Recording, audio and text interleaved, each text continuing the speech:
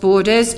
So we're looking at particularly the areas around Europol task force. We can still be part of Europol task forces. We obviously can't lead them, but we can be part of them and we can work closely with other European countries on them. And also to get better information sharing. We do have really good arrangements for intelligence sharing around terrorism, for example, but we don't have those around crime. We don't have those around organised immigration crime. So that is one of the things we're working to strengthen. It would make it much easier to be able to go after some of those criminal gang networks. Sean Davis. Thank you, Chair. Just clearly, it's a key mission, a foundational mission of the new government. What appetite do you detect from our European colleagues, and where does this sort of feature in their prioritisation? You mentioned Germany, for example. Why would they want to prioritise this piece of work using their own assets of state? So, what the German Interior Minister Nancy Faeser would say about this is, you've got the same criminal gang networks that are operating in Germany as are operating in northern France, organising boats across the Channel and stretching across Europe as well. So that is causing challenges in Germany. For some of the smuggler networks, for example, are facilitating dangerous journeys into Germany and also facilitating dangerous journeys into the UK as well. And some of those networks are also involved in other kinds of organised crime, which also cause real challenges in other countries as well. So particularly some of those Iraqi Kurdish networks, and there are other networks as well. It's just that those happen to be the ones we've been working with the Iraqi government on. Those networks also particularly affect Germany too. In France, the French Interior Minister has, in the last month, announced additional French resources into northern France for policing along the coast and going after the gang networks, including a new prefet, so effectively new chief, to be in charge and coordinating those operations. That is also incredibly welcome, and we're very keen to work more closely with them as well. Just to think about our European colleagues, though, is there more that they can do, or are you impressed by what they've done up until this point? Because clearly, in order for this government to achieve its ambitions to smash the criminal gangs, we do need European colleagues and international colleagues, for that matter, to cooperate and see this as a matter of urgency for their own states as well. Yeah, well, I mean, the Italian conversations I've had in Italy, the weekend there, the shared interest is around going after the illicit finance. So the Italian government has been doing a huge amount. They've got parallel challenges with boats across the Mediterranean. And interestingly, the work they've done on a combination of law enforcement but also prevention work upstream, particularly around North Africa, has led to a very significant reduction, more than a 50% reduction in Mediterranean boat crossings over the last year. And the thing that they are very keen to work with us on is the illicit finance, some of the Hawala banking networks, some of the networks that are being used to underpin the smugglers, where both Italy and the UK have significant expertise in finance. It is true that we need that cooperation, and that's why we're spending a lot of time working on that, because I think the best way to strengthen your border security is to work with neighbours on the other side of those borders who face the same challenges, rather than just sort of standing on the shoreline shouting at the sea. Paul Kohler. Thank you. One of the drivers of irregular arrivals is, of course, the relative paucity of safe and legal means of entering the UK. Has the Home Office looked at any ways in which we can increase the number of safe and legal passages and routes? So I think, look, the UK will always need to do its bit alongside other countries to help those who have fled persecution. That's obviously what we've done with the Ukraine programme, with Hong Kong, with Afghanistan and so on. And we have made some changes to the Afghanistan arrangements earlier this year to help reunite family members who had been separated in the evacuation of Kabul, because that hadn't been done. But I think all I would say on this is I really strongly do not think that is an alternative to going after the criminal gangs and the work that we need to do in law enforcement to prevent the small boat crossings. And the reason that I would say this is because you can look at the 2022 is a really clear example of what happened, where you had that big increase in numbers, where some of the gangs were effectively doing a massive advertising campaign in Albania. And the criminal gangs will just advertise to fill the spaces that they have. If they have got spaces on these incredibly dangerous boats, they will run advertising campaigns to fill them. Because for them, this is a criminal industry that is based on them making hundreds of millions of pounds of profit from putting lives at risk. And so if we let them get away with it, and they have been getting away with it for far too long, they will just keep advertising, whether it's on TikTok, whether it's on different forms of social media, and they will just keep putting people into these incredibly dangerous boats. And it's worth sort of talking to some of the people at Western Jet Foil about the way in which they have to respond, because these flimsy boats, and what happens is they can fold inwards as well, and they put the women and children in the middle of the boat. So when the boat folds, they can end up being crushed. It's not just that people drown, they can also end up being crushed to death because of these incredibly dangerous, they're effectively these death traps that the gangs are profiting from. So that's why I think you've got no alternative but to go after the criminal gangs. It's not an alternative. Is it part of the solution, or are you saying there's no prospect of expanding safe and legal routes into the UK? I think we already have different forms of safe routes. That will always need to be part of the UK system, and that is one of the things that we did with the family reunion for Afghanistan as well. So that will always need to be part of it, and all countries will always need to do their bits as part of that. But I think it's just not an alternative to the kind of enforcement we need against the criminal gangs who are making such huge profits. Around. Thank you, Chair, and thank you, Home Secretary. The government have committed to significantly increasing returns, and I wondered if you've talked about some of the coordination and international cooperation, but I wondered if you could outline further what steps you are taking to increase the number of returns for people who don't have the right to be in the United Kingdom. Yeah, so we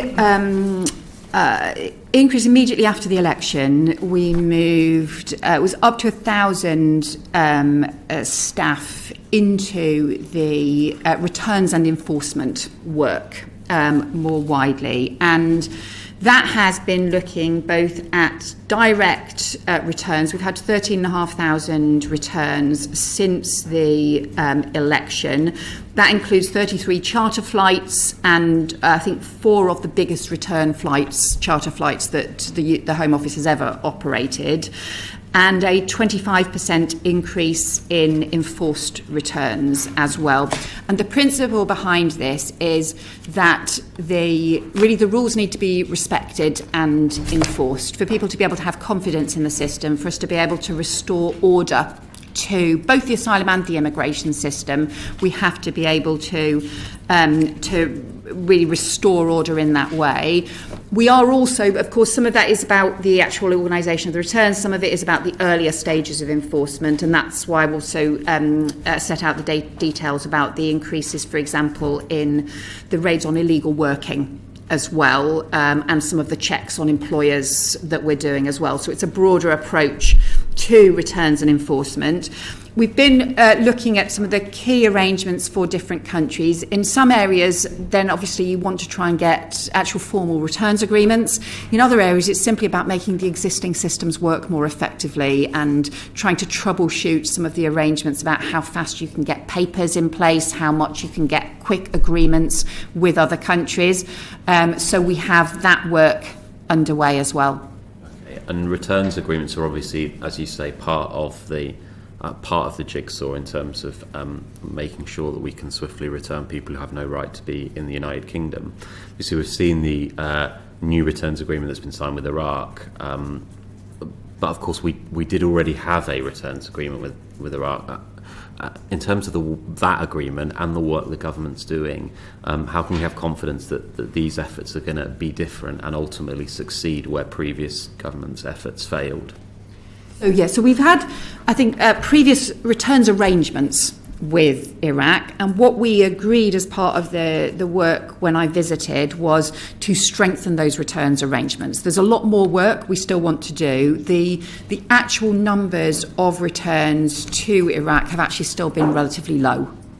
And there are, we think there are a series of further things that we want to do and that we discussed doing in partnership with the Iraqi government. Some of that is around just the issuing of papers, including issuing of documents by the Iraqi embassy here in the UK. Some of it is around looking at the issues around what the travel arrangements are, the most effective travel arrangements. So there's a lot of work that is underway at the moment that hopefully I can update the committee on in the new year about the work that we are doing jointly with the Iraqi government to try and speed up and troubleshoot some of those systems and problems. Ms Murray. Can I just come in briefly on returns with one follow-up, which is I want to talk about voluntary returns, because obviously returns have increased, but voluntary returns have increased. I absolutely accept that, but they're still at a lower level than they were 12 years ago when net migration was a third of what it is today.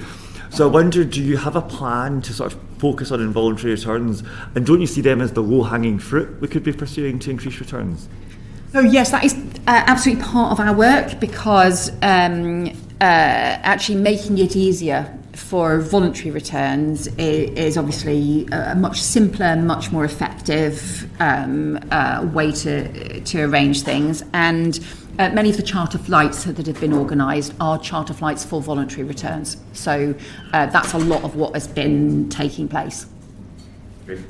There's clearly a global angle here and a multilateral angle. Are you working with partners to encourage the UN to take further steps to look at global migration flows? I mean, this affects the whole world. So, this is surely something that the General Assembly should be looking at, more annual heads of government meetings about it, maybe a draft returns agreement, a model returns agreement that could be implemented. Are you working on those kind of areas as well?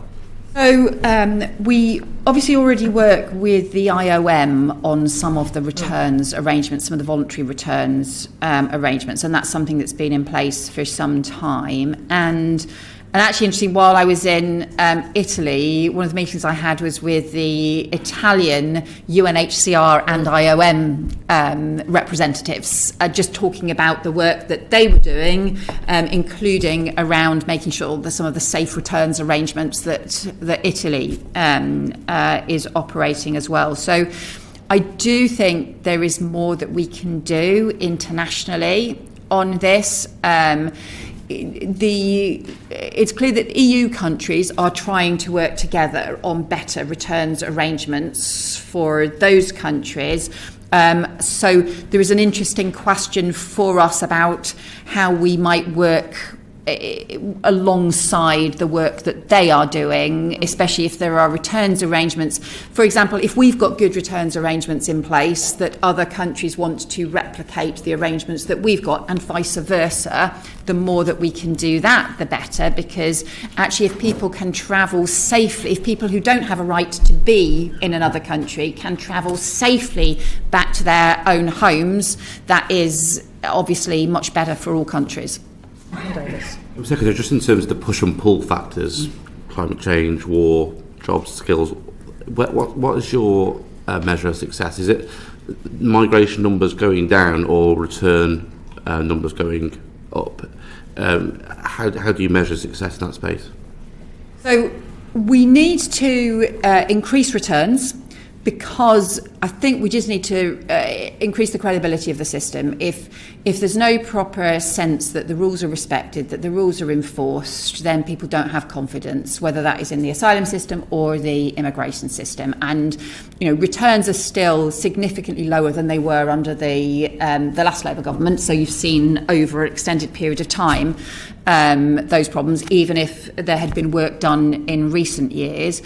And so I think that you always have to have a system of respect for the rules, and that's about restoring order to the system.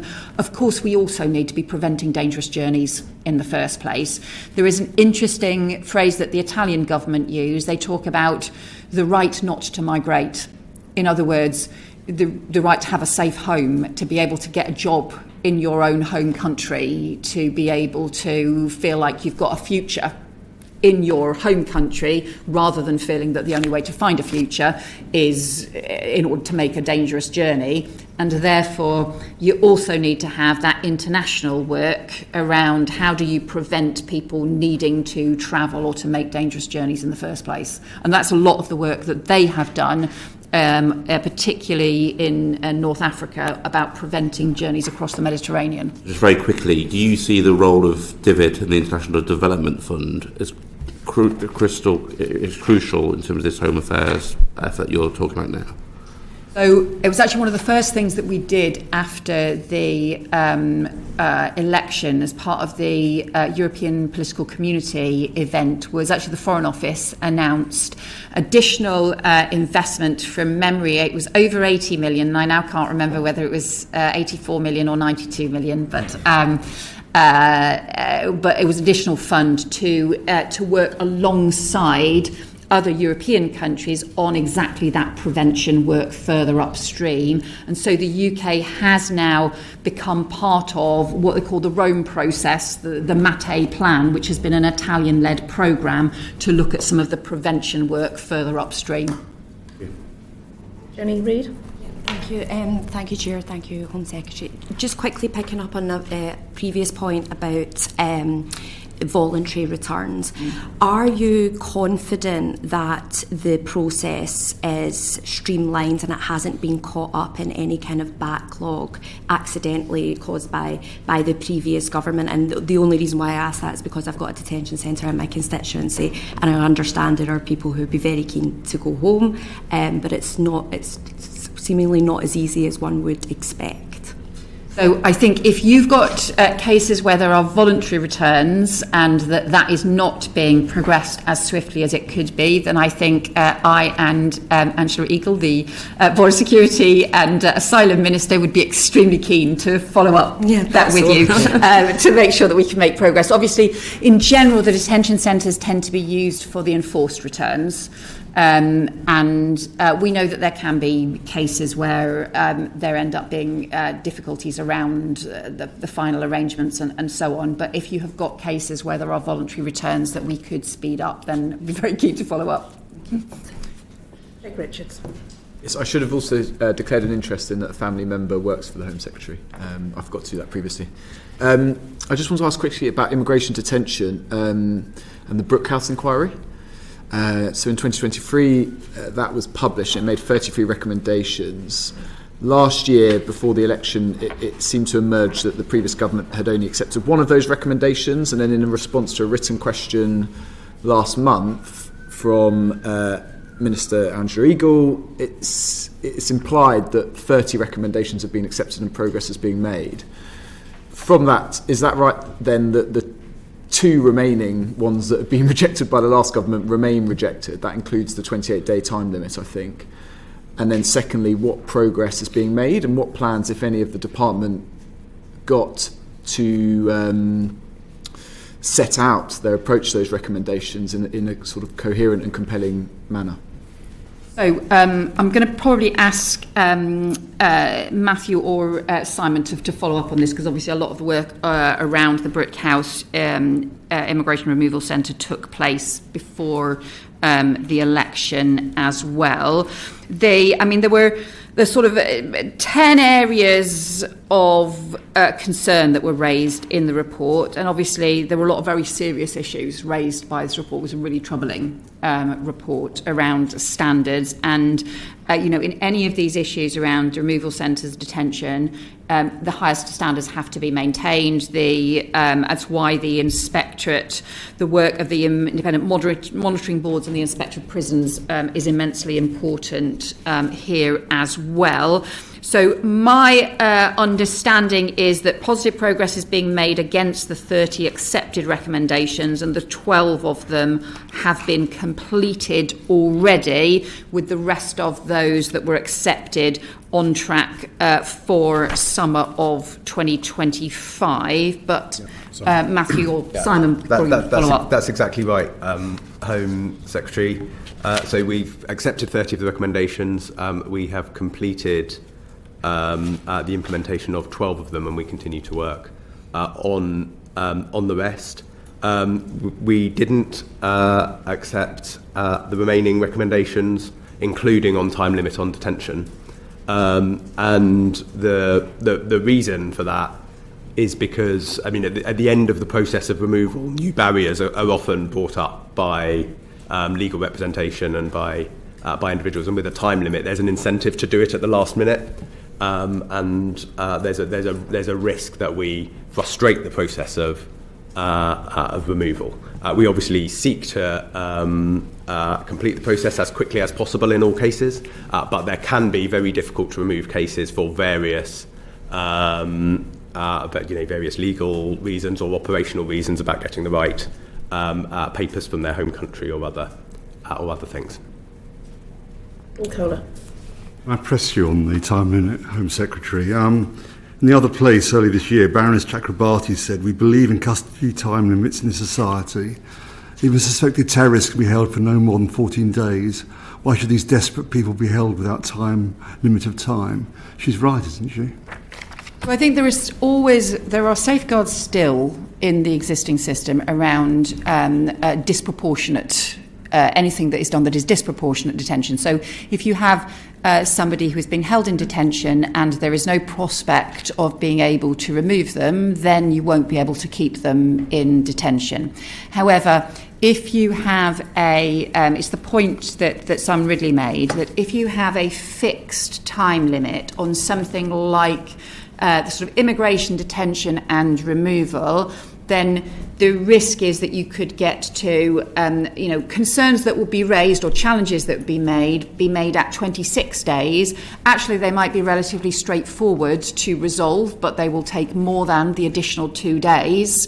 And then there's effectively an incentive to push past the hard deadline of the 28 days. Whether if instead the issue is around the principle of proportionality, it does mean it prevents long-term detention unless you have cases where obviously you've got sort of dangerous foreign national offenders, which are obviously treated in a different way. But you don't have something that could end up being misused or end up being counterproductive. Is there a presumption of 28 days then?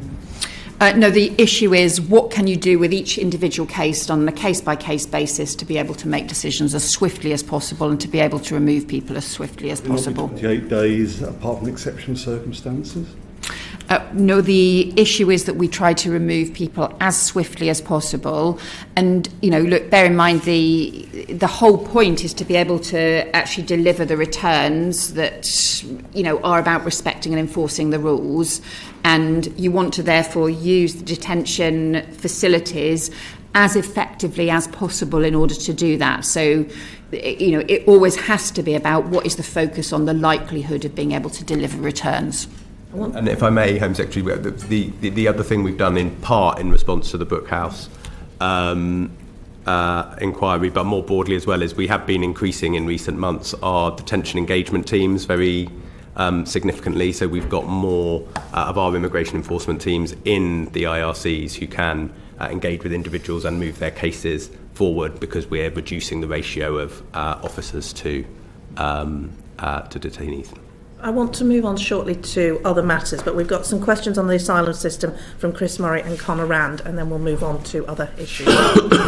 Yes, thanks very much, Chair. I want to ask you a bit about the enormous backlog of asylum cases that you've got to clear, and in particular how much it's costing the department. So 2019-20, you were spending $17,000 per asylum seeker. 23-24, you're spending $41,000 per asylum seeker, and the number has been growing. The previous government had attempted to build, to sort of secure larger sites, and I saw the Permanent Secretary last week when we discussed North Eye, which had cost hundreds of millions and it didn't end up working. The Home Office is supposedly working at pace and learning lessons, but how can you be confident that the new models that you're trying to approach, which I understand is smaller sites, moving people out of hotels into smaller sites, is going to work? Because the previous government's attempts didn't work, and that it'll be able to reduce the amount of money that you're spending on accommodating people? So we need to do two things. The first and most important issue is just to get the backlog right down, because it's that backlog that we've got, that we've inherited, is extremely costly. The second is then to be able to get out of the very costly hotel arrangements and the contracts. And many of those contracts, bear in mind, were signed in a rush in the summer of 2022, and as a result, have not been the most effective way, and have ended up being a huge cost to the taxpayer as well. So we had in the run to the election, I had not expected this. So this was one of the things that did surprise me after the election, was that the asylum decision making in the run up to the election effectively just crashed. It had come down, dropped by about 70%. The monthly decisions being made had dropped by about 70%, and the monthly interviews taking place, so effectively the pipeline of decisions, had dropped by 80%. So in July, therefore, what we inherited was a situation where the backlog was shooting back up because there just weren't the decisions being made. We have got decision-making right back up again now. We've got the caseworkers back in place. We've got the decisions churning through. We've got interviews taking place. And so that means that the backlog is now coming down, but that has put additional pressure on through the summer. So we had to get that action being taken so that we can then now keep bringing the backlog down. The second then is what you make sure you're doing in terms of the value for money, in terms of the accommodation that we actually have. And again, you're right, there have been some examples where not just, I think, the Bexhill case, but also Scampton, there have been other cases where huge sums of money put into things that were really just not value for money at all. And what the work that Angela Eagle is taking forward is all about: how do you get much better value for money and also work with local authorities on the most effective locations for asylum accommodation, whilst overall trying to bring any need for asylum accommodation right down. So it's really good to hear the point about getting the backlog down. I absolutely agree with that. But having spent the last 5 years before being elected working with local authorities who are having to respond to the decisions the Home Office takes, setting up hotels without telling them, trying to secure contracts, it can be very, very difficult for local communities. And we do know that tensions are very febrile in local communities about this issue, quite understandably. And what kind of work are you doing to ensure that as you bring down the backlog, people will either be moving to removals, or they will, or appeals, or they will be granted refugee status and will then be able to apply in the mainstream local authority housing, for example, and claiming benefits? That could have a huge impact on local authorities if you're really pushing people through the system. What work are you doing to make sure that local authorities can cope with what's happening and that local communities aren't disadvantaged by that? So, first thing is just in terms of the progress in terms of the backlog. We currently have just served closure notices on another 7 hotels. So those should be then closing in the new year as a result of bringing the backlog down. So that's the work we're determined to keep making progress on. In terms of then working with local authorities, so the work that Angela Eagle is taking forward is about setting forward new arrangements with local authorities around determining the most appropriate locations for asylum accommodation, but also then working around what happens once asylum decisions are taken. So in part that then feeds back through to the discussions we were having before about increasing returns and enforcement, so that you make sure that the rules are properly respected and enforced. It also means where someone is a refugee who has fled persecution, and then what we want to see is them being able to work and to be able to support themselves or their families as swiftly as possible. We are putting in place now new effectively liaison officers, we call them AMLOs, I'm going to turn to Simon as to what the AMLO stands for now. It's, and that's a test. So we're putting in place the additional liaison officers. I think it's Asylum Move-On Liaison Officers. There you go.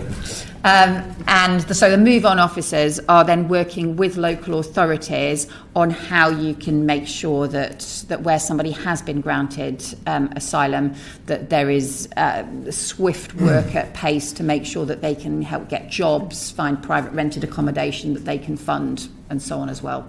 I think I heard you saying that you'll be working with local communities as well for those new setups, so that's really positive to hear. And then my final question is about the other part of this. So they'll either be granted refugee status, they won't, or they could go to appeals. And you're going through a very large backlog, and there's a lot of very complex cases. And how secure and appeals are actually really creeping up. I think in some cases it's pushing 50% of appeals are upheld. So what are you doing to ensure the quality of decisions that Home Office officials are taking are robust and actually stand up in the appeal courts so that the system keeps functioning? Yeah, we have a whole programme of work that is looking at the appeals, both trying to speed up appeals and also trying to make sure that we can increase the quality of decision making. Part of the problem as well, of course, is that I think as well that some of the cases that are going through appeals are cases that were decisions that were taken a long time ago as well. And so the faster that we can get decisions taken, the more effective the system needs to be as well. So this is an area that we have a lot of work underway to try and make sure that we are getting good quality decisions and also trying to speed up the process. But this is a challenge, and be honest, this is an area that is challenging. I'm going to bring in Conor Rand. There's a few people who've caught my eye, so I will bring you in, but I'm conscious we do need to move on to other things. So quick questions, please. But Conor. Thank you. And it's good to hear of the government's work in terms of focusing on clearing that huge backlog that had built up. And I think in that discussion we reflect on the huge pressure that asylum hotels put on local communities, local authorities and local infrastructure. And you know, it's clear that they are bad for the taxpayer, bad for communities, and bad for people themselves seeking asylum. Now, I think it's fair to say, have previously been very critical of the asylum accommodation system as a whole. So can you reaffirm that it is the government's commitment to end the use of hotels for housing asylum seekers? Yeah, we want to end asylum hotels. This is really, I think it's completely inappropriate and extremely costly. And so the costs hit a peak of, I think it was £8.8 million a day last year that was being spent on hotel accommodation. And I just think that's just a sort of appalling waste of taxpayers' money to be spending that kind of level of accommodation, because you had both such expensive accommodation, but in particular because the asylum backlog had gone up so high. So the work that we're doing is already saving money, and we are saving hundreds of millions of pounds already. We need to go much further. We have to do that step by step, because we have to clear the backlog, we have to deal with some of the appeals issues, and we have to also make sure that we can work towards a better coordinated arrangement with local authorities. So it does take time to do all of those things, and we have to work through each bit of it step by step. But I think it's really in the interest of having a properly managed, fair, sensible and supported asylum system, and also making sure that you get good value for the taxpayer as well.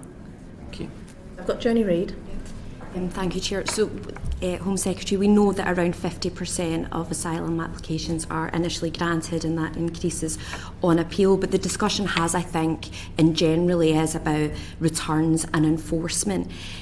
In light of the summer riots, I suppose, is there any plan to develop an integration strategy at top level, or to look at how these communities can really contribute more effectively?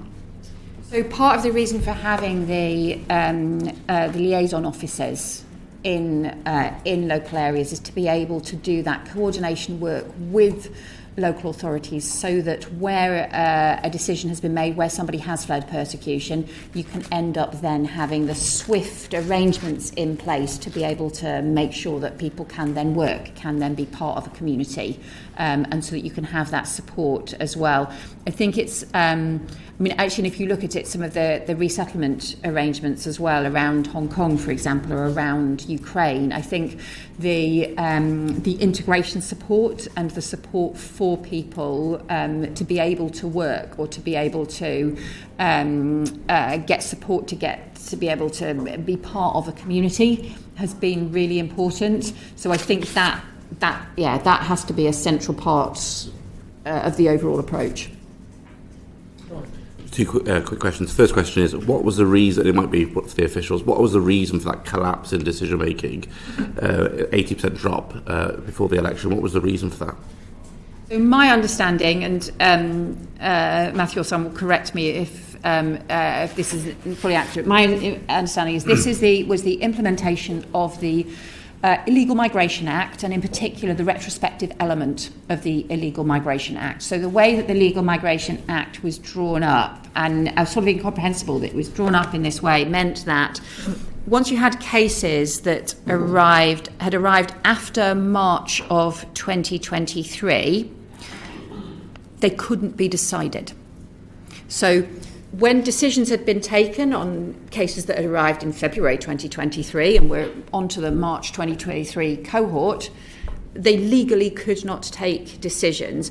In practice, in theory, they were supposed to be able to take decisions on around half the cohort that weren't covered by the Illegal Migration Act framework, but there was also no way to distinguish between, in practical way, operational way, to distinguish between the people who were covered by the Illegal Migration Act, and therefore you couldn't take decisions, and the people who weren't covered by the Illegal Migration Act, so therefore legally you could take decisions. There was no way operationally to distinguish. So therefore the Home Office was left with a situation where legally they could not take decisions on thousands of cases. So they kept going on the cases they thought they could consider, and so that's why you then had drops to like a couple of thousand, 2,000 or 3,000 a month rather than the 11,000 a month that it had previously been. So they're still taking a small number of decisions, but basically the system just gets stuck and clogged up.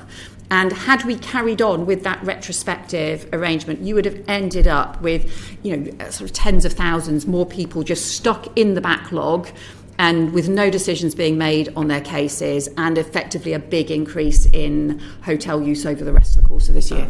Thank you. And just very, very quickly, the Home Office has got a reputation of working quite siloed over the last few years. I used to be a council leader, and as a council leader, I was in a situation where the Home Office was making decisions around claimants, and the council having to pick up and almost pay the same hotel for the same hotel room because the responsibility had passed. When you put on top of that Afghan refugees, temporary accommodation, 500,000 kids in temporary accommodation, emergency accommodation, how will the Home Office ensure that by dealing with the backlog, which is absolutely the right thing to do, you don't just land local government with a huge headache in terms of trying to find accommodation that just simply doesn't exist and it's very competitive in any event? So that's partly what the Move On officers are designed to do, and that is a new development. What I'm also finding is that, of course, the MCHLG is actually in the same building as we are, and so it's been therefore quite easy to have meetings with the Deputy Prime Minister on exactly these issues. So we have been discussing it directly with these issues, and I think what I've found has been there's been a huge willingness across the Home Office to do much more of that partnership work. I think as long as the system is under kind of pressure with the high backlog, that then becomes harder because decisions are being taken quickly. But actually, if you can get the backlog coming down over time, then that makes that easier. If I could just come in with one example of breaking down silos with our colleagues in the Ministry for Housing, Communities and Local Government. We're working jointly with them on a joint long-term accommodation strategy, which is putting much greater emphasis, as the Home Secretary said, on engagement with local authorities and in a wider variety of different types of sites, not the large sites that the previous government was working on. And as part of that, one of our commitments to local authorities is that if we ever hear that they are interested in using or acquiring any particular accommodation, we will withdraw our interest from that accommodation. No, I'm going to have to move on. I'm sorry, there's so many questions, but I know this is something the committee is going to look at again. But I do need to move on to policing and crime, and I want to start with Jake Richards. Thank you, Chair.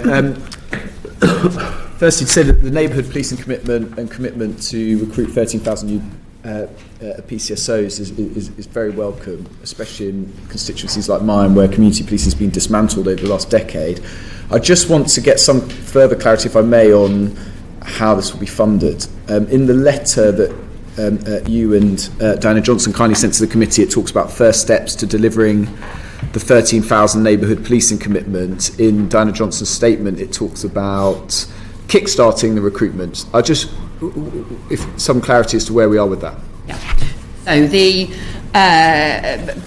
statement today sets out the funding for the police forces for the next year. That's the $1 billion additional funding that I set out at the beginning, and what that includes is increases in the core grant. Also, in addition to that, £100 million for neighbourhood policing. £100 million is about sufficient to recruit over 1,000 police officers, but in practice we would expect police forces to be making decisions about the mix of officers, PCSOs, specials and so on that they want to use their share of the funding for. We've obviously set out, this is a plan over the course of the Parliament for the 13,000 neighbourhood police and PCSOs that we want to see back on the streets as part of neighbourhood policing teams. It's right, though, isn't it, that the spending review process has started and there are still going to have to be efficiencies to be made, and the government have set out areas that they're looking at in the Home Office. And I also note that the police productivity funding area will be announced for 2025 late next year. I just want to touch, if I may, I'm aware of time because very rudely I have to leave at 4 o'clock for a bill committee, so I will rush through Why we had to move on. what are very complex issues. But just thinking about efficiencies, I wonder if I could ask about two perhaps more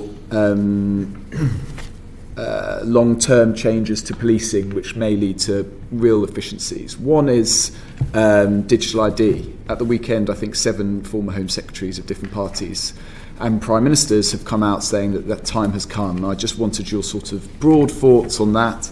I noted you spoke about digital approach to borders and e-visas, to Chris's question.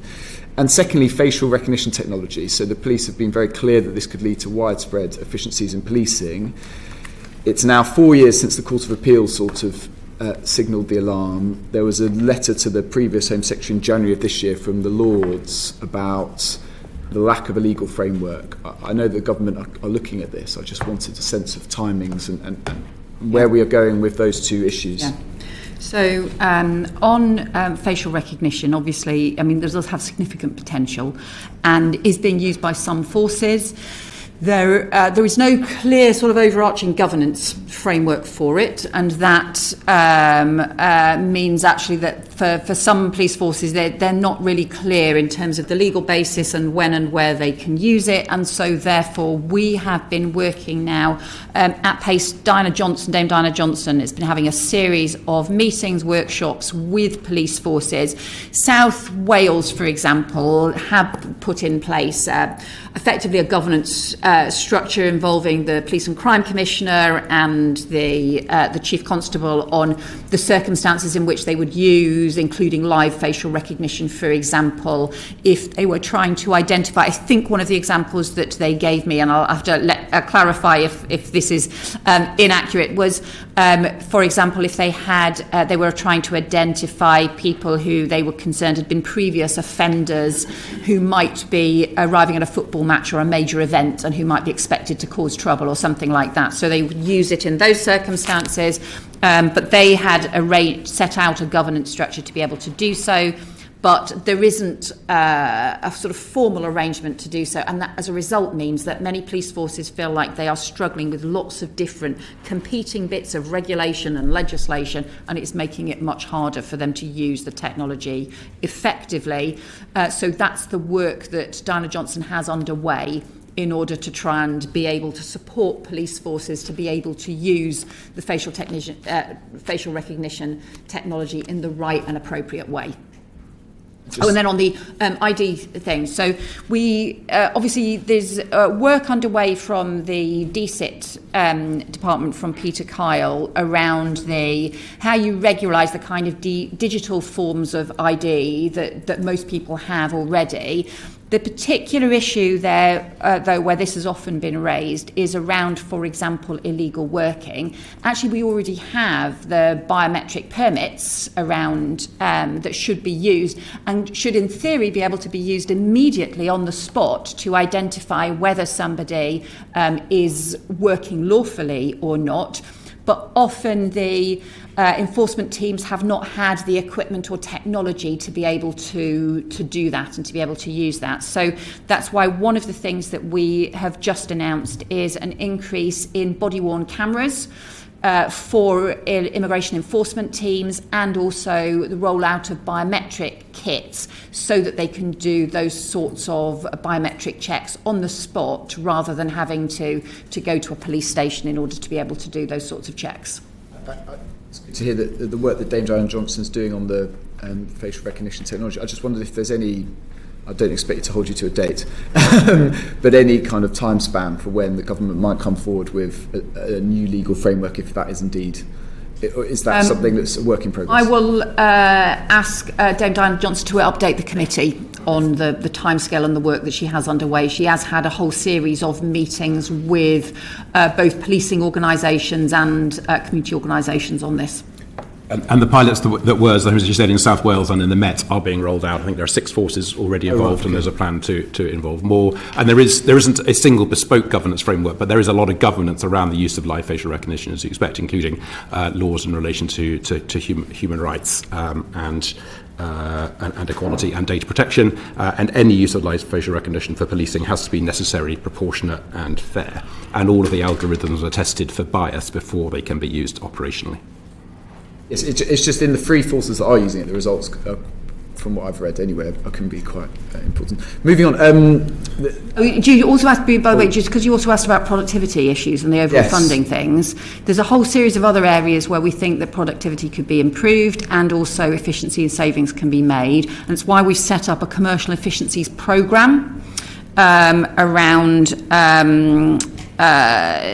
making sure that you can, even just on procurement contracts, we think there's evidence we can save significant sums of money from procurement contracts, and we do expect all police forces to become part of that, and also changing practices like the way in which redaction requirements are expected on police forces, so that you end up with officers effectively with the equivalent of a bottle of Tipex, having to just redact things before they can send files to the CPS rather than having a much more streamlined process. So there's a series of areas like that. Thank you. Just, the National Audit Office earlier this month produced reports about the link between increasing police numbers and then the pressures on the prison estates, which I know is not, perhaps you're thankful, not under your remit. I just wondered what the relationship between the 2 departments are in terms of modelling for police prison capacity as we're hopefully increasing numbers of police on the beat. I think the Lord Chancellor is just in the next room giving evidence as we speak, and I'm sure we'll be being asked on some of the prison issues. So the big focus around the neighbourhood policing is obviously around both preventing crime and also tackling some of those crimes around antisocial behaviour, town centre crimes, all of those issues around shoplifting, street theft and so on, where we think we can make a substantial improvement and impact. Of course, we have to do quite close working between departments and across the whole criminal justice system in terms of responding to the scale of the prison crisis that we have had to deal with. But we are also clear that it's extremely important to get more police back on the beat, and that will make our communities safer. Thank you. Conor Round. Yes, on the facial recognition technology, just picking up some of the points that Jake made, one area where obviously this could have a very significant impact is around tackling retail crime, assaults on shop workers and antisocial behaviour that blights too many of our high streets, including in Altrincham in my constituency. I just wondered if much thought had been given to that area of work in particular, but also the importance of making sure that we communicate the proportionate use of such technology with people working in such settings, with the public, particularly in light of some of the operational and logistical challenges we've seen in other parts of the world where such systems have been introduced, and especially with the point around bias and protections against bias in the system. Yeah. So, as the Permanent Secretary has already said, we do have already significant checks in to prevent, to ensure that any facial recognition technology that is used is tested for any bias, because and they have to actively test for that. There just not be evidence that there is. They have to actively demonstrate that they have tested those as well. So the use of effectively retrospective facial recognition technology has been in place for some time and can be used, for example, in those circumstances about trying to identify somebody. I think the wider issue that if you talk to retailers and about that sort of town centre crime, we've had I think it's a 30% increase in shoplifting in recent years. We've had a 40% increase in street theft. There's a real sense of it being town centre crime that it has a huge impact on the confidence in local communities, at the same time as neighbourhood policing patrols have pretty much disappeared in many places. So you need to get the neighbourhood police back into town centres, and also make sure that we've got the better arrangements in place for tackling those kinds of crimes that can really impact on confidence in the community.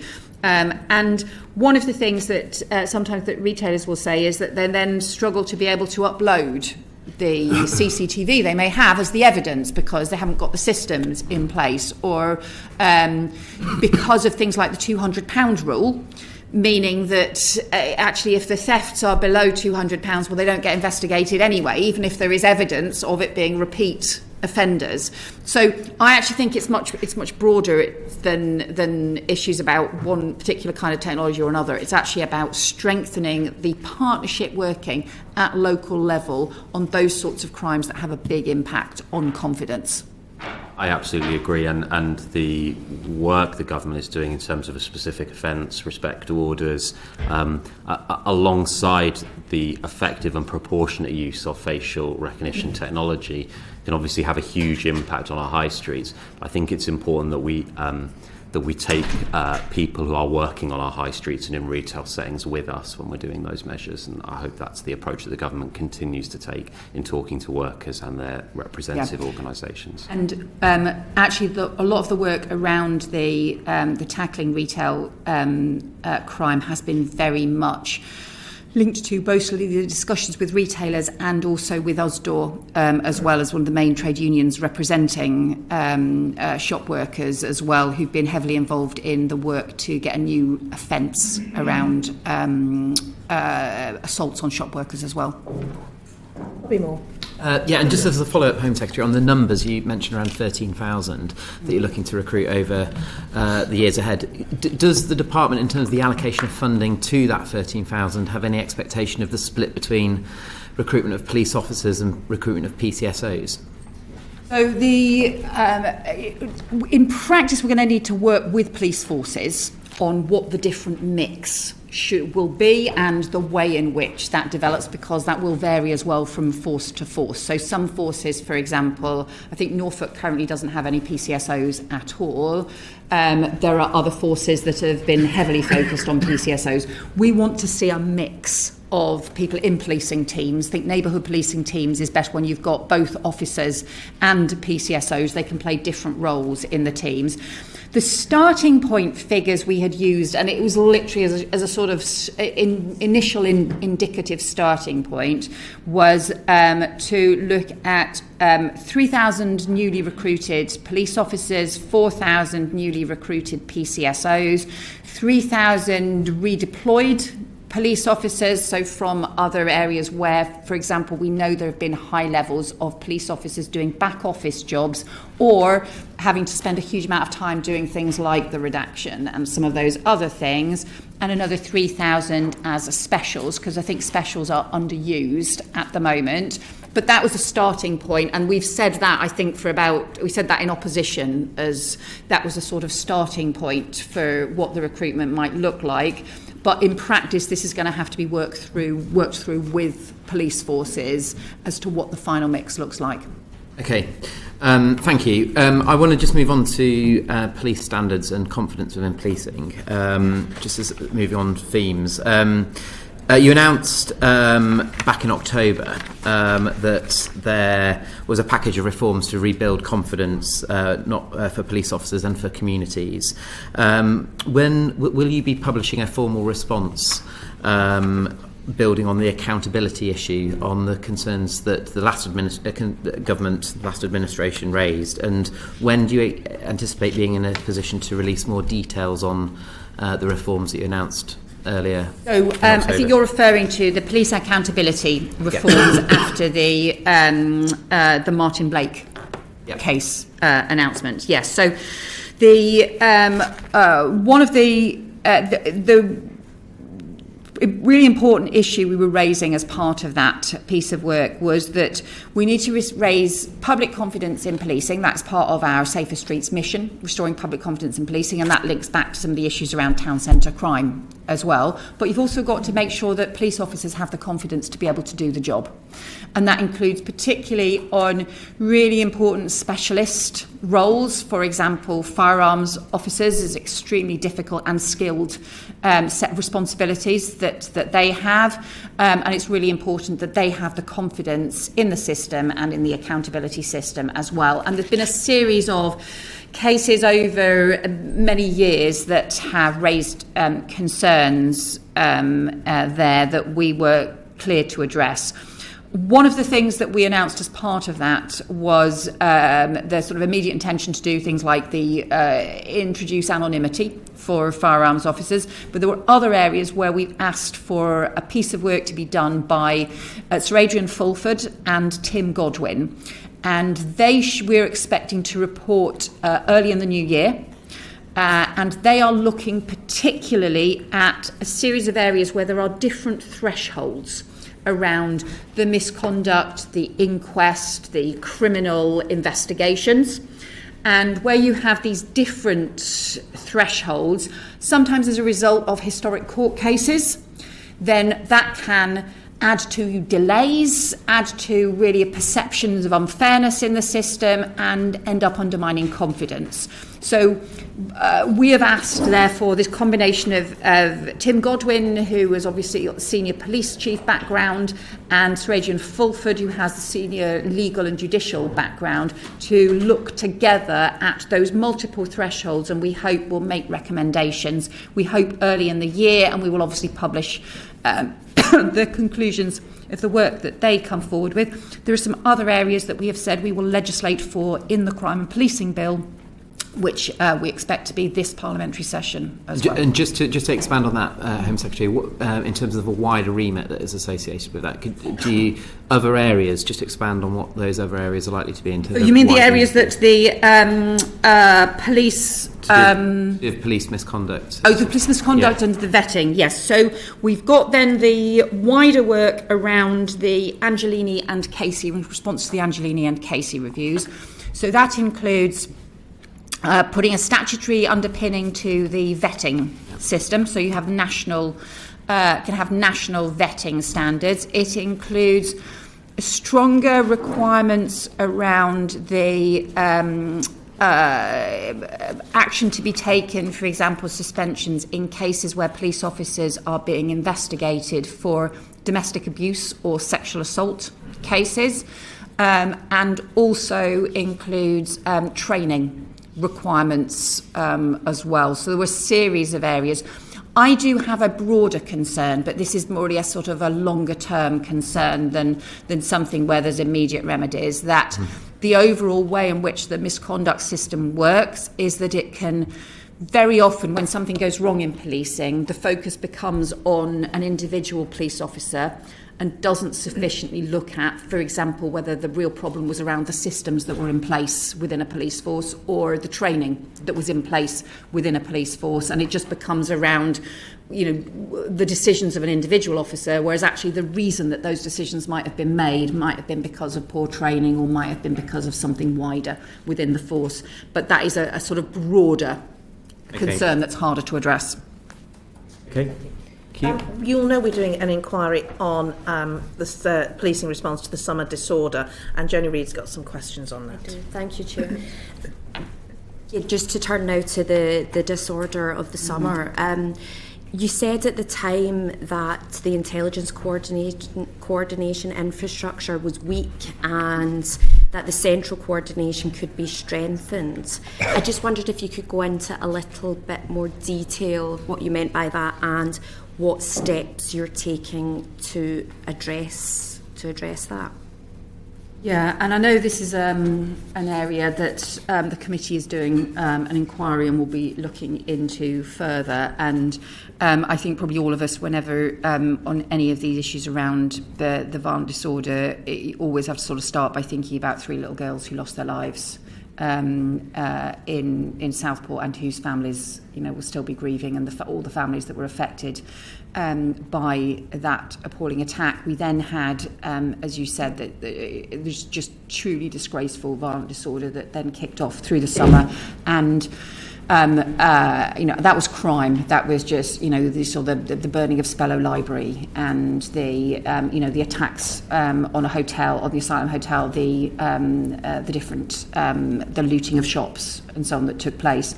I think I asked the Inspectorate, the Manchester Inspectorate of Policing, to conduct a review of what happened during that summer disorder and the policing response to it. And the interim report from Andy Cook will be, I think, coming out very shortly. And so I don't want to preempt some of the work that he has done, but just to give you some of my reflections on it. I felt that there was ultimately there was a really strong policing and criminal justice response, rightly, to that violent disorder. And we had, I think, 1,700 arrests, over 700 people charged. We had very fast coordination between the police, the Crown Prosecution Service and the courts in order to be able to respond very swiftly. And we had, at one point, we had over 6,000 public order officers on the streets, and I think there were 40,000 public order shifts worked by police officers over 10 days. And I pay huge tribute to both the officers who responded and you know, a sort of shameful level of officer injuries. There were 300 officers injured as part of that disorder, and truly disgraceful that police officers came under attack in that way. But also on the senior police chiefs, particularly in the MPCC, who did a lot of the coordination between forces. But it felt at the time that what the scale of the response was dependent on the partnerships between individuals rather than on there being a system in place. And I would say there were 2 areas where I am concerned that there was not a strong enough system in place. The first was around shared national intelligence, where you had something where there were clearly national interactions. It wasn't just about something happening in one local area. There were national, effectively copycat disorder taking place. We didn't have a system to be able to swiftly stand up. We didn't have a system in place quickly for police forces to be able to share that intelligence. We did stand one up, so we did make arrangements to get that national intelligence in place, and we had the National Crime Agency involved in that, but it wasn't there. And the second area was we didn't have a strong enough system in place for police forces to be able to coordinate with each other, to have that national public order policing availability there for police officers that could be deployed swiftly where it was needed. So those first few days, it was very much mutual aid agreements between individual forces, and actually that was much too slow a response. So those are the things that I've sort of asked to be looked at, but those are just some of the issues that the inspectorate is looking at, and I'm sure we'll be able to give more evidence to your inquiry. Yeah, I'm sure we will as well. I mean, I don't. If you want me to wrap up quickly. Did you want to come in? Not on this particular topic. Can I just ask about the funding, and then I'll bring Paul in. I mean, we heard from police officers, senior police officers last week around the cost that this was to each individual force. Is the Home Office able to reimburse the forces for that? This comes part of the special grant procedure. I gave police forces the reassurance at the time that we would ensure there was funding available to them through the special grant process for the additional, they had to do additional overtime. They had to shift resources around in order to be able to respond. We're working through the allocations to each individual force at the moment on that, but we had to be able to give them the confidence. We need to make sure that we follow through, and the Home Office does provide the funding that is needed for forces. Thank you. Paul? Thank you, Chair. What role, if any, did police and crime commissioners play in that process? So I had meetings with police and crime commissioners during that process. I think they were also involved in the work in terms of really making sure that obviously, first of all, they were supporting the police chiefs in making sure that they had sufficient public order police ready. And I think in the early stages, there weren't sufficient public order police in the right locations. And so they had to swiftly respond to that. I think secondly, in some of the communications locally as well, some of the reassurance that needed to be provided, some of the work with communities, because you saw people in communities who were just truly appalled at what was happening, and also some of the work to communicate locally that action is going to be taken. If you're committing a crime, there will be an investigation, the police will prosecute, you will face the full force of the law. So publicising some of those cases, I think, was really important as well. Now going to move on to violence against women and girls, and back to Joni Reid. Okay, well, be very quick then. I sense that we want to move on as quickly as possible. No, you're fine. We're okay. We've got plenty of time for I think the whole House is pleased with the target of having violence against women and girls, but there has been a lot of talk around how ambitious the target is. Some might say overly ambitious. So I just wondered if you could go into a little bit of detail about how you're going to identify the policies that will effectively deliver this, and how, crucially, how it's going to be measured. So you're right, it is really ambitious, and I don't think any government has tried to do this before internationally as well as domestically, but it does feel like we have, everybody has talked about tackling violence against women and girls for a long time, but actually what we've had is incremental change. And what we need in many areas is almost system overhaul. We just need to fundamentally change the way in which institutions respond to violence against women and girls, and the way in which it needs to be just taken much more seriously.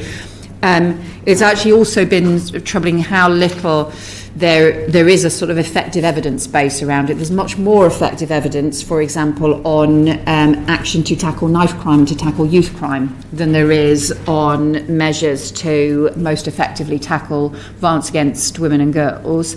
So that side of the two bits of the mission, in terms of halving knife crime and halving violence against women and girls, it's clearer what the key measures are in terms of the tackling knife crime side of things. On the violence against women and girls, therefore, we've been doing what we call an evidence sprint, and gathering evidence, working with experts, working internationally, working with academics to just gather the most effective evidence on what are the things that make the greatest difference. On how to measure progress, we've been working with the Office of National Statistics actually on this, because there isn't a sort of clear measure. What you really want to be able to do is to be able to combine measures around domestic abuse, sexual assault, stalking, some of the kind of biggest kind of crimes that most heavily affect women and girls, but to be able to draw those together in an effective way, and the current system of measuring doesn't really allow you to do that. We also, and so that's what the ONS is working on at the moment, is how you have that effectively combined measure in a robust way. How you also need to look ideally at prevalence, not simply at reporting, because we want reporting to go up. And we have to recognise that because the measures are changing to include coercive control as part of the measures of domestic abuse, those figures will go up before they come down. But actually that reflects society taking those crimes much more seriously as well.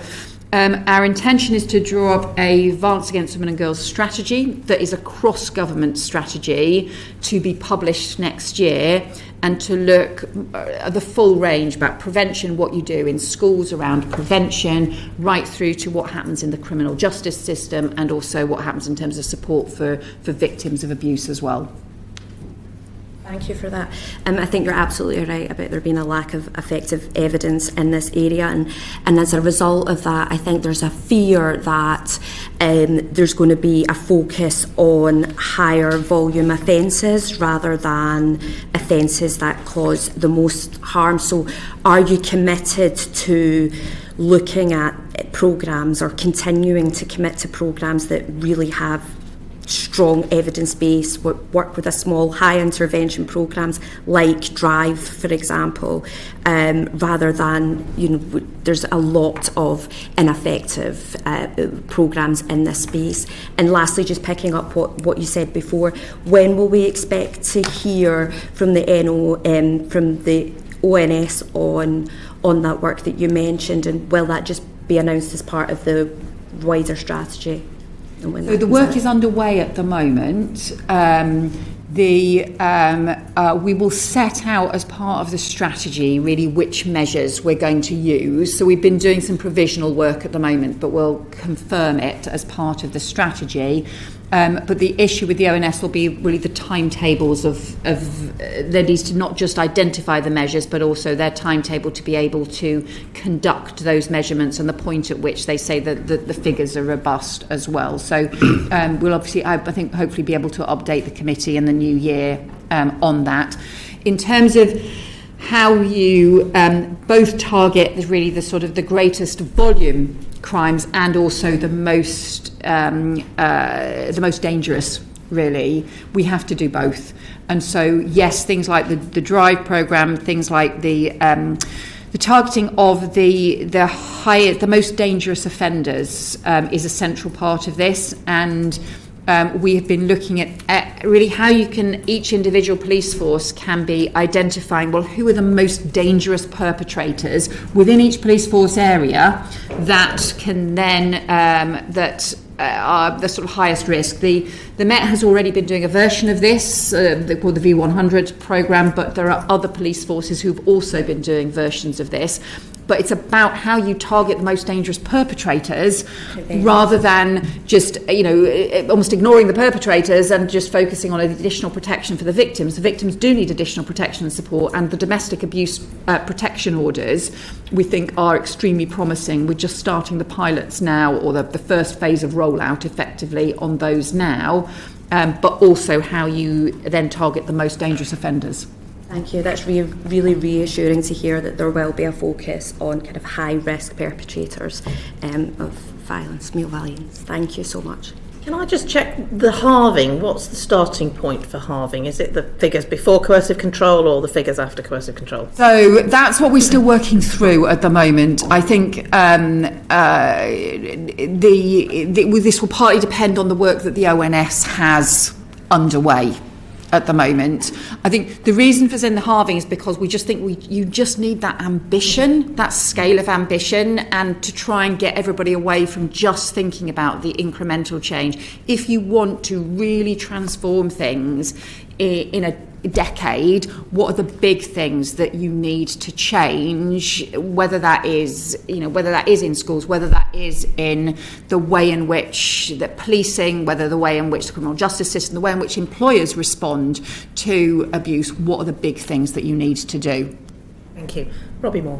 Thank you, Home Secretary. And one of the issues that really concerns me is child sexual exploitation, particularly when we're looking at violence against women and girls.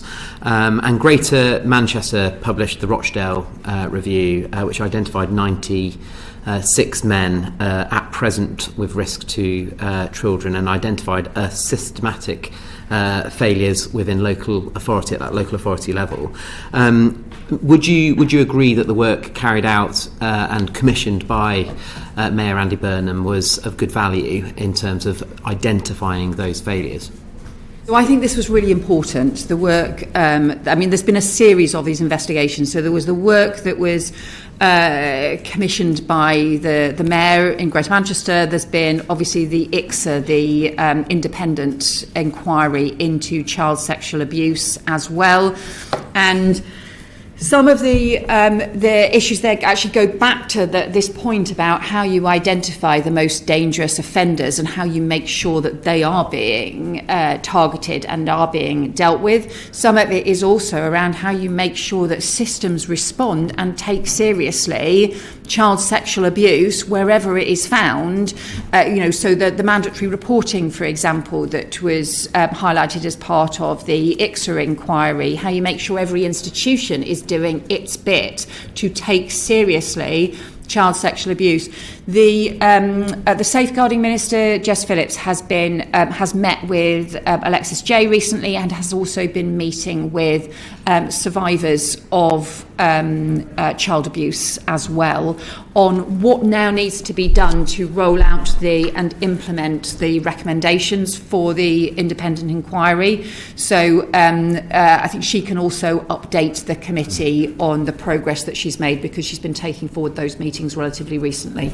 And obviously Alexis Jay did a very good report into Rotherham, yes. And we've had Mayor Andy Burnham do the Rochdale Review, and both of which identified very systematic failures at that local level. And again, in my own constituency of Keighley and Ilkley, I'm deeply concerned around issues around child sexual exploitation around the wider Bradford district.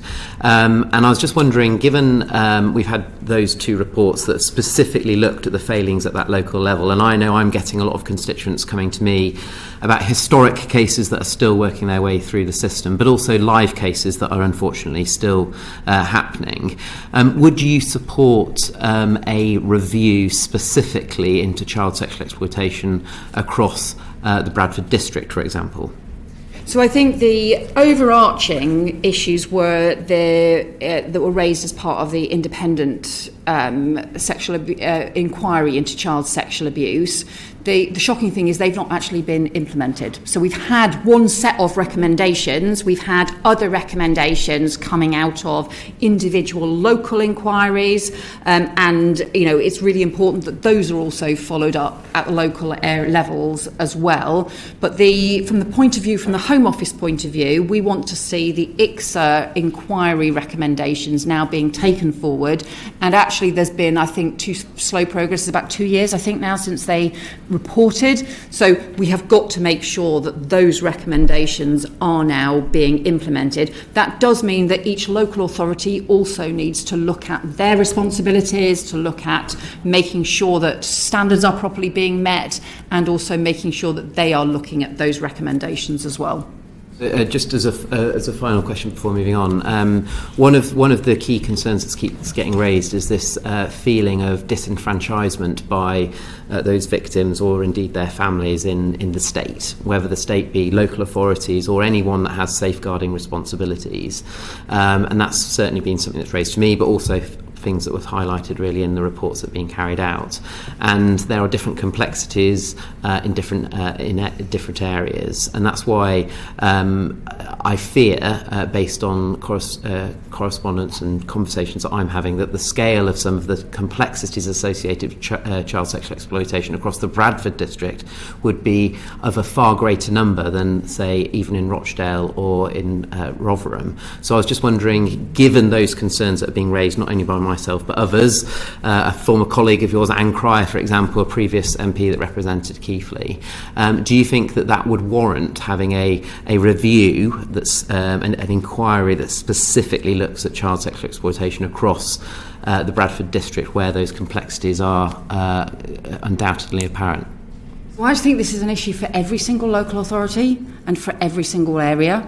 So I think every area has to look at whether its safeguarding arrangements are strong enough, whether they have got strong enough support for victims, support for people who are coming forward. So if you've got victims and families who are coming forward and identifying serious problems around child sexual abuse, including historic problems, because where, for example, there have been historic issues involved, it's really important that those survivors and those victims have a voice, whether they have that voice at local level, at national level, and in every area and in every community. It's really important. So I think there can't be any holds barred on this. You always have to make sure that victims and survivors get support, local level and at national level.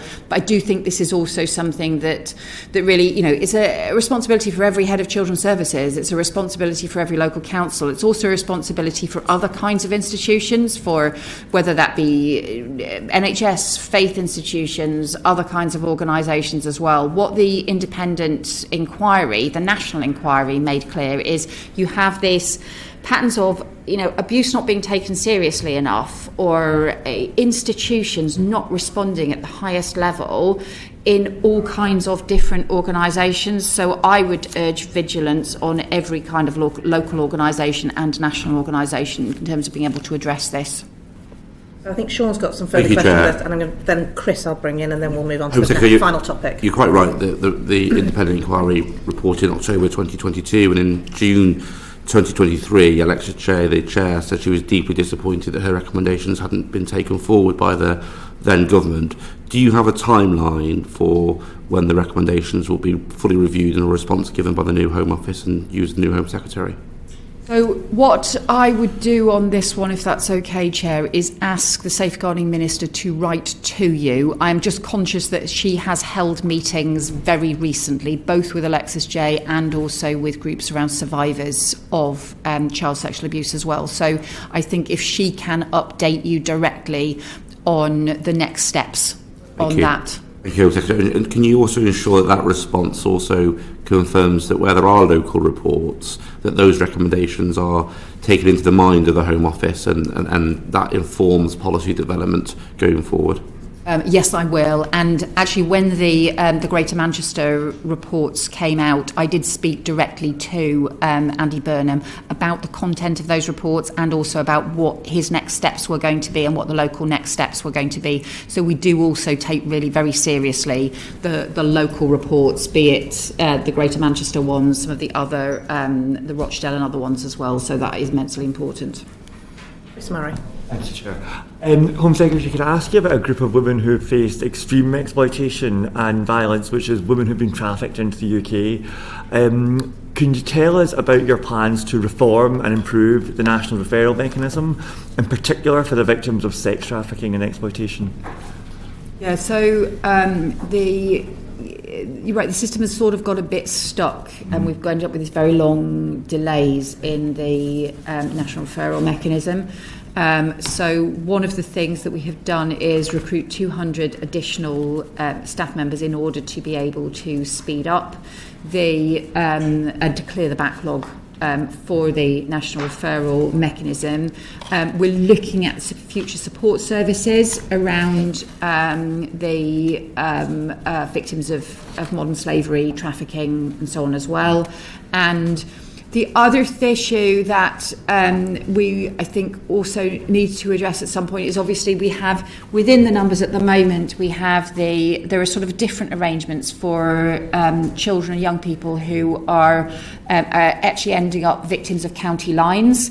There are sort of parallel arrangements that they become transferred into with local authorities, which is probably actually the more effective response for those. But one of the things we're looking at is, are we getting the system right around currently the way in which we're bringing all of those groups together under the same umbrella system, rather than making sure that they each get the more dedicated support of the kind that they need. You'll be pleased now we're moving on to our final topic, and we're going to start with Sean Davis. Thank you, Chair. Home Secretary, we've mentioned knife crime already, and it's remained very, very high in this country despite measures being brought in over the last 10 years. What plans do you have to reduce this crime, and do you see the violent reduction units, particularly in London, as key to that across the country? Yeah, so we've just confirmed today the continuing funding for the violence reduction units next year. We want to work more closely with the violence reduction units on the focus particularly around the ambition to halve knife crime over the next 10 years alongside the halving the violence against women and girls. And just to take a step back for a second, in terms of the way in which the Safer Streets mission is framed, it's about reducing the most serious violence and rebuilding confidence in policing and the criminal justice system. So on that serious harm side, the violence reduction units are doing some very important work, but we want to work with them on how we better focus around some of the evidence about what is most effective. We've established the Coalition to Tackle Knife Crime, which particularly draws in families of those who have tragically lost loved ones through knife crime and who often have been the most powerful advocates, often in the most unimaginable and unthinkable circumstances and deeply distressing circumstances, but have been hugely powerful advocates for reform.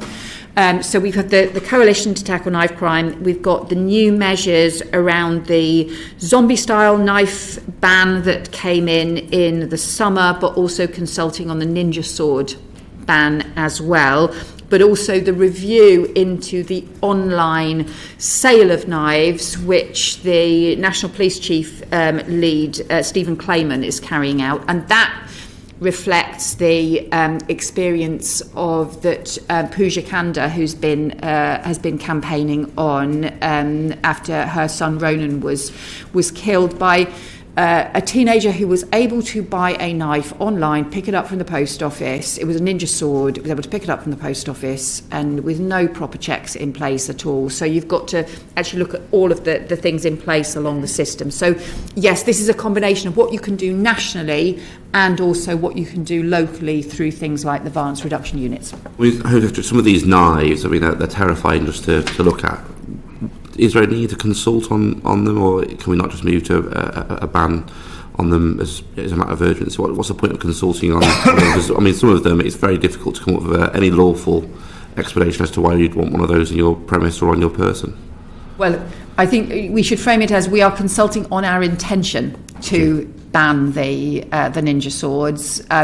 There is a process that we go through, and but we will want to implement a ban as soon as possible, but we do go through a consultation first. And just on stop and search, your views on the use of stop and search by police officers in this regard? Stop and search is a really important policing tool. Of course, it has to be used appropriately, but it also is a really important tool for policing, including on things like preventing knife crime. There was a review carried out by the Inspectorate a few years ago about how you make sure that all police forces have got the right standards and so on in place, and that is the sort of standards I would recommend that all police forces follow when they are using stop and search, and that I think was a very effective report, but it's a really important tool. Thank you. Margaret Mullane. Thank you, Chair. Home Secretary, in the what you mentioned earlier with confidence in the communities, antisocial behaviour has a huge and terrible impact on communities. So the government's going to bring in respect orders to make it easier for local authorities and the police to actually deal with this.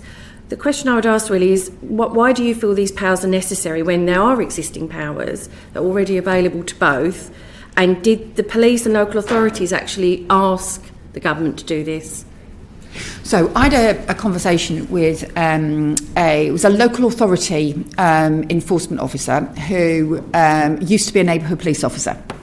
And he described to me really powerfully, we were standing in a town centre, and he said, you know, we used to be able to, when we got these repeat perpetrators, because we were talking about real problems with antisocial behaviour in the town centre, he said, we used to be able to ban someone from the town centre, where you've got a repeat perpetrator. Now, he said, we can take out an antisocial behaviour injunction, but normally it doesn't have a power of arrest. So if it's then breached and we've got the same people, the same repeat offenders walking around the town centre again, causing all the same havoc, well, even if the neighbourhood police are there, they can't actually arrest them and do anything about it.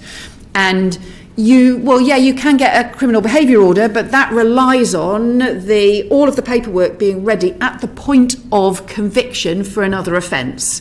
And again, that can be sometimes just difficult to coordinate between the local authorities and the police and so on. So the point about having the respect orders is to be able to have a proper power of arrest, to be able to have it's effectively kind of antisocial, it's like a modernised ASBO, to be able to bring it in, to be able to have a power of arrest where you've got repeat offending on antisocial behaviour, for example in town centres, and people who are causing havoc and creating a misery for everybody else. And could I ask, I mean, I see this is in my seat, it's vital really, so I welcome it wholeheartedly. But obviously the police want to step up and the local authorities, they want to deal with that. But do you feel that, you know, when the new police teams arrive, that abstractions are going to be an issue? They in their heart, they want to be there dealing with it, but the reality is that they're often abstracted out of the area.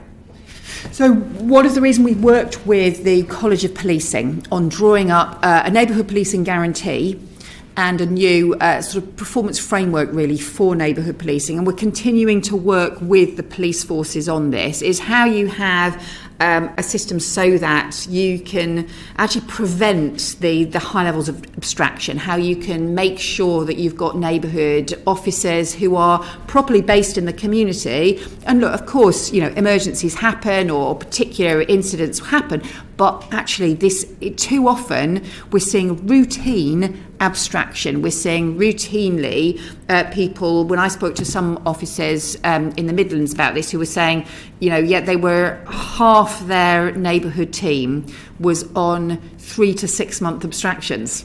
So it wasn't just, well, one day something terrible had happened that they had to cover for. This was for, you know, several months. So you've got to have something which is about really embedding the neighbourhood teams in the communities so that they know the communities and so that the communities know who the officers are, so that they've got a guaranteed person they can contact to be able to get in touch, to be able to pass on that local intelligence. So we really go back to that heart of the spirit of the British policing model, which was officers in the community, you know, that Peel principle, the public are the police are the public. It's that close working that I think makes all the difference. Thank you. And on the violence against women and girls, I thought it's very good what the government is proposing, but do you feel that the police are operationally independent from the government, and how do you think that the government's priorities are going to be taken seriously with all that the police have to contend with, basically? So it's a fundamental principle of British policing that they are operational independent, that sort of principle is rooted right through the heart of British policing and remains immensely important, and there will always be their operational independence in terms of particular investigations, in terms of local priorities, in terms of how they respond to crimes and deal with that in an operational way. But I think we can also say at a national level there are these missions for the whole government, for policing, and that includes the missions around halving violence against women and girls and halving knife crime. My experience of talking to the police since the election has been overwhelmingly the police want to work in partnership with government. I think this idea you have this approach where, you know, the Home Office stays way away from on policing and just shouts from a distance at policing when things go wrong, that in the end undermines confidence, because actually what you need is a partnership, because there are some things that only policing can do. There are some things that you actually need government partnership, for example, working with other government departments on prevention programmes and so on, that you need that government working alongside policing if you're really going to deliver results. Thank you. We've got two more final questions, Sean Davis and then Paul Kohler. Just in terms of the piecemeal work around how policing is operated, and there are some really good police forces and some not so good, and there's some that are innovating and some not so good. How do you ensure that the standards across all police forces are good and outstanding? And do you think a reorganisation of police forces, in the same way that maybe the Deputy Prime Minister is thinking about local government, is something you need to consider or not? And can I add on the back of that, where police forces have taken steps to innovate, that they're not then punished in funding settlements or anything like that because they've taken the steps and the measures that they needed to take and others have yet to do so? So what we are keen to do a major programme of policing reform, but we want to do this with the Home Office working with policing in order to be able to do this. And we are working at the moment on really establishing joint teams to be able to work together to draw up proposals for a white paper sometime next year on policing reform. Some of the component parts or the issues that we want to cover, and again, to do this working with policing, are around standards, around that includes some of the vetting misconduct standards, but actually also includes standards for police forces as a whole, and having a new performance framework for policing that we draw up with the College of Policing, but a new performance unit in the Home Office that can actually be clear about this is the shared data that all police forces need to be gathering. It's shocking actually that there's areas around response times, for example, that there just isn't consistent information across police forces about response in a way that there is for ambulance and fire and so on. That there's other areas around violence against women and girls, for example, where again we just don't have consistent data. Now what that means is actually even for a local chief or a local PCC or a local mayor, they can't tell whether actually their force is performing really well compared to other forces or really poorly. So having that shared information and raising standards is extremely important.